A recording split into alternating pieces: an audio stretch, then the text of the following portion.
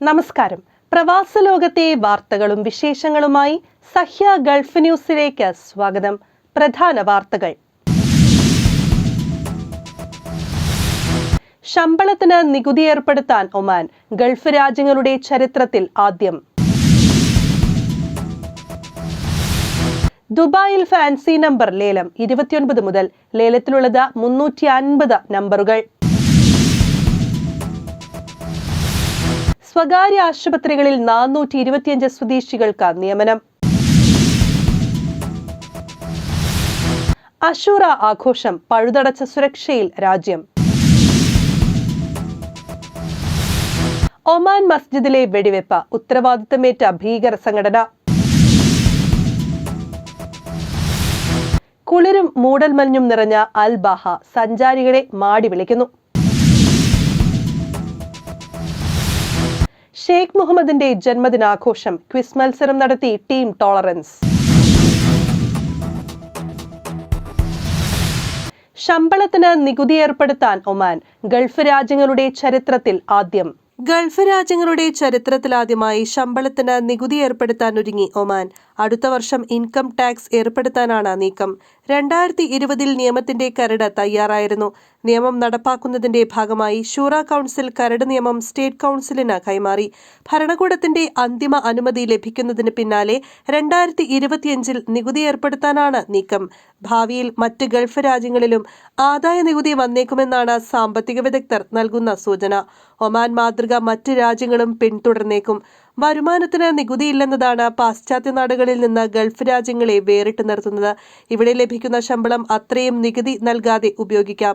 അതേസമയം ഇന്ധന വരുമാനത്തിനപ്പുറത്തേക്ക് വരുമാന സ്രോതസ്സുകൾ വികസിപ്പിക്കണമെന്ന് രാജ്യാന്തര ധനകാര്യ സ്ഥാപനങ്ങൾ UAE അടക്കമുള്ള ഗൾഫ് രാജ്യങ്ങളെ വർഷങ്ങളായി ഉപദേശിക്കുന്നുണ്ട്. ഇതിന്റെ ഫലമായി കഴിഞ്ഞ വർഷം 9% കോർപ്പറേറ്റ് നികുതി UAE നടപ്പാക്കിയിരുന്നു. എന്നാൽ ആദായ നികുതി ഏർപ്പെടുത്തുന്നതിനെക്കുറിച്ച് UAE ചിന്തിക്കുന്നു പോലുമില്ലെന്നാണ് കഴിഞ്ഞ വർഷം ധനമന്ത്രി ഹാജി അൽ ഖൗരി പറഞ്ഞത്. ഒമാനിൽ നടപ്പിലാക്കുന്ന നികുതി സ്വദേശികളെയും ഭൂരിപക്ഷം പ്രവാസികളെയും ആദ്യഘട്ടത്തിൽ ബാധിക്കില്ലെന്നാണ് സൂചന. 5 മുതൽ 9% ആദായ നികുതിയായി പിരിക്കുക. എന്നാൽ നികുതിക്കുള്ള പ്രവാസികളുടെ വരുമാന പരിധി $1 ലക്ഷം, സ്വദേശികൾക്ക് $10 ലക്ഷം ആയിരിക്കുമെന്നാണ് വിവരം. കോർപ്പറേറ്റ് ടാക്സ് ആദ്യം അവതരിപ്പിച്ചത് ഒമാനാണ്. 2009 12% കോർപ്പറേറ്റ് നികുതി 2017 15% ഉയർത്തി. കഴിഞ്ഞ വർഷമാണ് UAE കോർപ്പറേറ്റ് നികുതിയിലേക്ക് കടന്നത്. 22 ലക്ഷം പ്രവാസികളാണ് ഒമാനിലുള്ളത്. ആകെ 52 ലക്ഷം വരുന്ന ഒമാൻ ജനസംഖ്യയുടെ 42.3% പ്രവാസികളാണ്. ഇതിൽ 14 ലക്ഷം പേർ ജനറൽ ഡിപ്ലോമക്കാരാണ്. 2.14 ലക്ഷം പ്രവാസികൾക്കാണ് ബിരുദമോ ഉന്നത ഡിപ്ലോമയോ ഉള്ളത്. അതായത് $1 ലക്ഷം വരുമാനമുള്ള പ്രവാസികൾ വളരെ കുറവായിരിക്കുമെന്ന് ചുരുക്കം. മൊത്തം പ്രവാസികളിൽ 4.2% താഴെയായിരിക്കും ആദായ നികുതി നൽകേണ്ടി വരിക. നികുതി നൽകേണ്ട സ്വദേശികളുടെ എണ്ണവും 4.2% താഴെയായിരിക്കും. News desk, Sahya news, Dubai. ദുബായിൽ ഫാൻസി നമ്പർ ലേലം. 29 മുതൽ ലേലത്തിലുള്ളത് 350 നമ്പറുകൾ. ദുബായിൽ 350 ഫാൻസി നമ്പറുകൾ ലേലത്തിന് വെച്ച RTA. 3, 4, 5 അക്കങ്ങളിലാണ് ഫാൻസി നമ്പറുകൾ. നമ്പർ പ്ലേറ്റുകളുടെ രജിസ്ട്രേഷൻ 22-ന് ആരംഭിക്കും. 29-ന് രാവിലെ 8 മുതലാണ് ലേലം. ലേലം 5 ദിവസമുണ്ട്. നമ്പർ പ്ലേറ്റുകൾക്ക് വിളിക്കുന്ന തുകയ്ക്ക് 5% നികുതി ബാധകമാണ്. ലേലത്തിൽ പങ്കെടുക്കുന്നവർക്ക് RTAയിൽ ട്രാഫിക് ഫയൽ ഉണ്ടായിരിക്കും. 5000 ദിർഹത്തിന്റെ സെക്യൂരിറ്റി ചെക്ക് RTAയുടെ പേരിൽ കൈമാറണം. പങ്കെടുക്കുന്നതിന് 120 ദിർഹം ഫീസും അടയ്ക്കണം. ഉമ്മൽ റമൂൽ, അൽ ബർഷ, ദെയ്റ എന്നിവിടങ്ങളിലെ കസ്റ്റമർ ഹാപ്പിനെസ് സെന്ററുകളിൽ നേരിട്ടെത്തി പണമിടപാടുകൾ പൂർത്തിയാക്കും. News desk, Sahya news, Dubai. സ്വകാര്യ ആശുപത്രികളിൽ 425 സ്വദേശികൾക്ക് നിയമനം. ദുബായിൽ സ്വദേശിവൽക്കരണ നടപടികളുടെ ഭാഗമായി രാജ്യത്തെ സ്വകാര്യ ആശുപത്രികളിൽ 425 ഇമറാത്തികൾക്ക് നിയമനം ലഭിച്ചതായി മാനവ വിഭവ സ്വദേശിവൽക്കരണ മന്ത്രാലയം അറിയിച്ചു. മൊത്തം 1600 പേർക്ക് നിയമനം നൽകാനാണ് ശ്രമിക്കുന്നത്. നിയമനങ്ങൾക്ക് സ്വദേശികളെ പരിശീലിപ്പിക്കുന്നതിന് രൂപീകരിച്ച നാഫിസ് വഴി സ്വദേശി വിദ്യാർത്ഥികളെ നിയമിക്കുന്നതിനുള്ള നടപടികളും മന്ത്രാലയം ആരംഭിച്ചു. നിയമനം ലഭിക്കുന്ന വിദ്യാർത്ഥിക്ക് ഏറ്റവും കുറഞ്ഞത് 4000 ദിർഹം ശമ്പളം നൽകണം. വേജ് പ്രൊട്ടക്ഷൻ സംവിധാനം വഴിയാണ് ശമ്പളം നൽകേണ്ടത്. വിദ്യാർത്ഥികളായ സ്വദേശികളെ ജോലിക്ക് നിയമിക്കുന്ന കമ്പനികളെ സ്വദേശിവൽക്കരണം നടപ്പാക്കുന്ന കമ്പനികളുടെ പട്ടികയിൽ ഉൾപ്പെടുത്തും. പഠിക്കുന്ന സമയത്ത് ജോലി ചെയ്യുന്ന കുട്ടികൾക്ക് നാഫിസ് വഴി സാമ്പത്തിക സഹായം നൽകും. സ്വദേശികളുടെ മത്സരക്ഷമത വർദ്ധിപ്പിക്കുന്നതിൽ മന്ത്രാലയവും നാഫിസും സ്വകാര്യ മേഖലയും കൈകോർത്ത് പ്രവർത്തിക്കുമെന്നും ഉദ്യോഗസ്ഥർ പറഞ്ഞു. News desk Sahya news, Dubai. അശൂറ ആഘോഷം പഴുതടച്ച സുരക്ഷയിൽ രാജ്യം. മനാമയിൽ അശൂറ അനുസ്മരണത്തോടനുബന്ധിച്ച് സുരക്ഷാ ക്രമീകരണങ്ങൾ പൊതുസുരക്ഷാ മേധാവി ലഫ്റ്റനന്റ് ജനറൽ താരിഖ് അൽ ഹസൻ പരിശോധിച്ചു. വിശ്വാസികളുടെ സുരക്ഷ ഉറപ്പാക്കാനുള്ള മന്ത്രാലയത്തിന്റെ ശ്രമങ്ങളുടെ ഭാഗമായി അശൂറ ആഘോഷങ്ങൾ നടക്കുന്ന എല്ലാ പ്രദേശങ്ങളിലും കനത്ത സുരക്ഷയാണ് ഒരുക്കിയിട്ടുള്ളത്. കഴിഞ്ഞ ദിവസം രാവിലെ മുതൽക്ക് പാർക്കിംഗ് ഏരിയകൾ പോലീസ് വലയം ചെയ്തുകൊണ്ട് വിശ്വാസികളുടെ വാഹനങ്ങൾ മാത്രം നിർത്തിയിടുന്നതിനുള്ള സംവിധാനം ഒരുക്കിയിരുന്നു.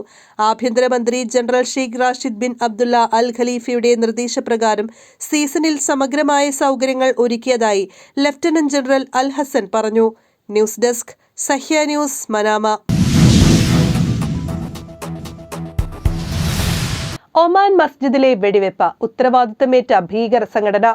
മസ്കത്തിൽ ഷിയ പള്ളിയിൽ 9 പേരുടെ മരണത്തിനിടയാക്കിയ വെടിവെപ്പിന്റെ ഉത്തരവാദിത്തം IS-മായി ബന്ധമുള്ള ഭീകര സംഘടനയായ ദായേഷ് ഏറ്റെടുത്തു. ഒരു ഇന്ത്യക്കാരനും 4 പാകിസ്ഥാനികളും ഒരു പോലീസ് ഉദ്യോഗസ്ഥനുമാണ് ആക്രമണത്തിൽ മരിച്ചത്. അക്രമി സംഘത്തിലെ 3 പേരെ സുരക്ഷാ സേന വെടിവെച്ചു കൊന്നു. ഭീകര സംഘടനയുടെ ആത്മഹത്യാ സ്ക്വാഡിൽ ഉൾപ്പെട്ട 3 പേരാണ് വെടിവെച്ചതെന്ന് സംഘടനയുടെ പേരിൽ പുറത്തുവന്ന പ്രസ്താവനയിൽ പറയുന്നു. ഒമാൻ സുരക്ഷാ സേനയ്ക്ക് നേരെ വെടിവെച്ചതായും അവകാശപ്പെട്ടു. ഏത് സാഹചര്യത്തെയും നേരിടാൻ സേനകൾ തയ്യാറാണെന്ന് റോയൽ ഒമാൻ പോലീസ് അറിയിച്ചു. വിശദമായ അന്വേഷണം പുരോഗമിക്കുകയാണ്. News desk Sahya news, Muscat. കുളിരും മൂടൽമഞ്ഞും നിറഞ്ഞ അൽ ബാഹ സഞ്ചാരികളെ മാടി വിളിക്കുന്നു. അൽ ബാഹയിൽ കുളിരും മൂടൽമഞ്ഞും നിറഞ്ഞ കാലാവസ്ഥയും പ്രകൃതി രമണീയതയും ആസ്വദിക്കാൻ സഞ്ചാരികളെ മാടി വിളിക്കുകയാണ് തെക്കുപടിഞ്ഞാറൻ പ്രദേശത്തെ അൽ ബാഹ. മഴയും കാറ്റും കോടമഞ്ഞും പച്ചപ്പ് നിറഞ്ഞ കുന്നിൻ ചെരുവുകളിലൂടെ ഒഴുകിയിറങ്ങുന്ന അരുവികളും തോടുകളും പൂത്തുലഞ്ഞ് വിലസുന്ന ചെടികളും മരങ്ങളും കൃഷിയിടങ്ങളും വാഴത്തോപ്പുകളുമൊക്കെ മലയാളികൾക്ക് കേരളത്തിന്റെ പ്രകൃതി രമണീയതയുടെ നിമിഷങ്ങളാണ് സമ്മാനിക്കുക. വേനൽ ചൂടിന്റെ വറുതിയിൽ നിന്ന് തണുപ്പുള്ള സുഖശീതളിമയിലേക്ക് ഓടിയെത്താൻ സ്വദേശികളും വിദേശികളുമായ സഞ്ചാരപ്രിയർക്ക് ഏറെ പ്രിയപ്പെട്ട ഇടമാണ് ഇവിടം. സൗദിയുടെ മറ്റു പ്രദേശങ്ങളിലൊക്കെ കനത്ത വേനൽ ചൂടിൽ അമരുമ്പോൾ മലമ്പ്രദേശങ്ങളിലാകെ മഴയും തണുപ്പും നിറഞ്ഞ ഏറെ ആകർഷണീയമാണ്.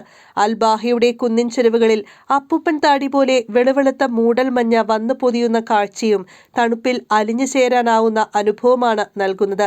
വേനൽക്കാലം എത്തുന്നതോടെ ഇവിടെ നിരവധി പരിപാടികളാണ് വിനോദസഞ്ചാരികൾക്കായി ഒരുക്കുന്നത്. 20 ദിവസം നീണ്ടു നിൽക്കുന്ന അൽദാർ ഫെസ്റ്റിവലാണ് ഏറെ ശ്രദ്ധേയം. തണുപ്പ് തേടി രാജ്യത്തിന്റെ വിവിധ ഭാഗങ്ങളിൽ നിന്നും എത്തിച്ചേരുന്ന സഞ്ചാരികളുടെ ബാഹുല്യം കണക്കിലെടുത്തും ടൂറിസം സാധ്യതകളെ കൂടുതൽ ആകർഷകമാക്കുന്നതിനുമാണ് മുൻവർഷം അൽദാർ ഫെസ്റ്റിവൽ ആരംഭിച്ചത്. ഈ പ്രദേശത്തിന്റെ പൈതൃകവും പാരമ്പര്യവും സമന്വയിപ്പിച്ചാണ് മേളയൊരുക്കുന്നത്. നിരവധി വൈവിധ്യമാർന്ന പരിപാടികളും ദൃശ്യകലാ പ്രദർശനങ്ങളും ഈ ദിവസങ്ങളിൽ സഞ്ചാരികൾക്കായി ഒരുക്കും. ചരിത്ര പൈതൃകത്തിൽ നിന്നും ഉടലെടുത്ത പലതരം വിനോദ സാംസ്കാരിക പ്രവർത്തനങ്ങൾ കാണുവാനും പങ്കെടുക്കാനും അതിലെല്ലാം ഭാഗമാകാനും ഇവിടെ എത്തുന്ന സഞ്ചാരികൾക്ക് കഴിയും.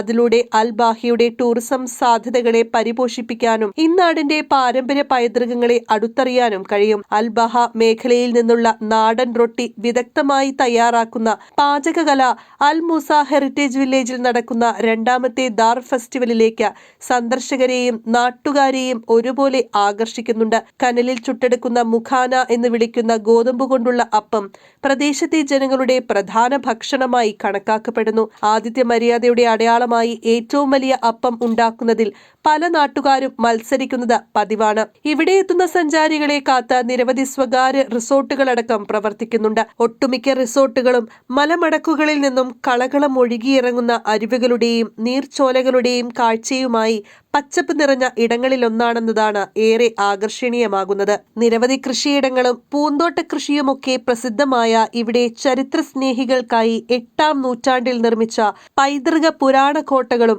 വീടുകളുമുള്ള ദി ഐൻ വില്ലേജിന്റെ കാഴ്ചകളുമുണ്ട്. പ്രകൃതി നിയത്ര മനോഹരി എന്നാവും അൽ ബാഹയിലെത്തുന്ന ഓരോ സഞ്ചാരിയും മടങ്ങുമ്പോൾ പറയുക. ന്യൂസ് ഡെസ്ക് സഹ്യ ന്യൂസ് അൽബാഹ. ഷെയ്ഖ് മുഹമ്മദിന്റെ ജന്മദിനാഘോഷം, ക്വിസ് മത്സരം നടത്തി ടീം ടോളറൻസ്. UAE വൈസ് പ്രസിഡന്റും പ്രധാനമന്ത്രിയും ദുബായ് ഭരണാധികാരിയുമായ Sheikh Mohammed bin Rashid Al മക്തൂമിന്റെ 75ാം പിറന്നാൾ ആഘോഷങ്ങളുടെ ഭാഗമായി വിവിധ രാജ്യങ്ങളിൽ നിന്നുള്ളവരെ പങ്കെടുപ്പിച്ച് ടീം ടോളറൻസ് ദുബായ് ക്വിസ് മത്സരം സംഘടിപ്പിച്ചു. ജോർദാനിൽ നിന്നുള്ള അബ്ദുള്ള യുനീസ് ഡി ഹബീബ് ജേതാവായി. ഷെയ്ഖ് മുഹമ്മദ് രചിച്ച reflection on happiness and positivity എന്ന പുസ്തകത്തിന്റെ അറബ് പരിഭാഷ team tolerance chairman C Sadiq Ali ജേതാവിന് സമ്മാനിച്ചു. News desk, Sahya news, Dubai. ഇനി ഇന്നത്തെ ഗൾഫ് രാജ്യത്തെ കറൻസിയും ഇന്ത്യൻ രൂപയുമായുള്ള വിനിമയ നിരക്കുകൾ.